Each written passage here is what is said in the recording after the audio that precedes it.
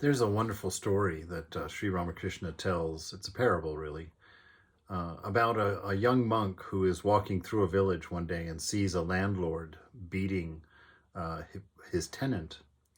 And the young monk is concerned for the tenant being beaten, and he goes over to try and stop the landlord from beating up this person. And the landlord gets enraged at the monk's interfering with his business and beats the monk to a pulp so that he's unconscious, laying and bleeding on the ground. And the word gets back to the monastery that this young monk is laying on the ground in the middle of town unconscious. And so all the brothers run to help him, and they pick him up and they're nurturing him. And one of the monks wants to give him some milk, and so props his head up and pours a little bit of milk into the monk's mouth, and he comes to a little bit. And the monk asks him, he says, and wants to make sure he's conscious and that he's aware of what's going on. And so he asks the monk who's laying there in his arms after giving him some milk, he says, "Brother, do you know who beat you?" And the monk who had been beaten answers, "Yes. He who is now giving me milk is he who was beating me before."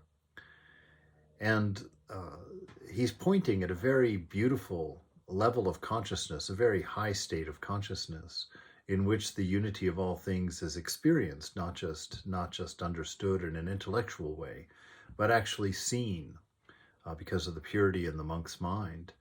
And he was saying, that the landlord that beat him, that the monk who's feeding him, that he himself, that anything else going on in the world, any action that is happening, is all that one without a second.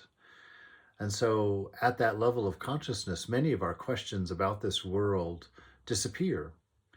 It's kind of like being in a dream and, you're flying with no machine. You're flying along, and then you get all interested in the physics of it. How is it possible that I'm flying without wings and without a bird's body, without a machine? What's going on? But when you wake up in the morning, you realize the oneness of the dream, that everything in that dream was you. There was no individual who was flying, that it was all of the nature of mind, because mind was constructing all of it freely. And so the sage, in telling that story, Sri Ramakrishna, was pointing at that for us, saying, yes, we have many questions about justice and injustice and all of these things here. And we blame God. How could God create such a world? How could God do this, that, or the other?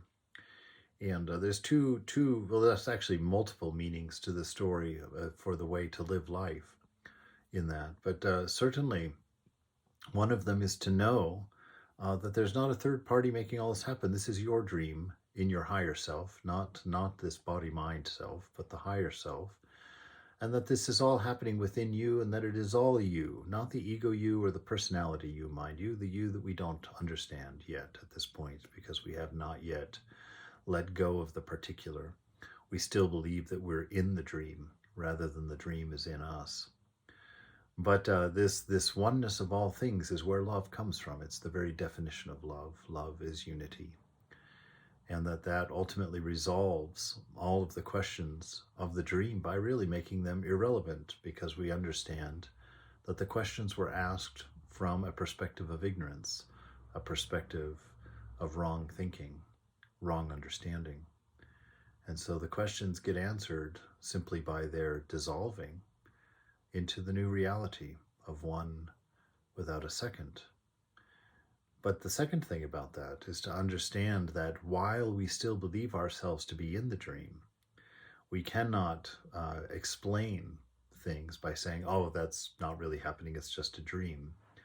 Until we know it, until we can accept that about the things that are happening to us, we can't accept that about the things that are happening to others. So while we are a character playing in the dream, it is ours to manifest the characteristics that these seers have seen belong to our real nature, and to know that it is our nature to love, it is our nature to serve, it's our nature to help, to be compassionate and kind. And so while we are in ignorance, it's just ours to follow the sages and to look within until we find that unchanging self, and to love, to serve, and to care, and know that the more difficult questions of life dissolve as we understand our real nature.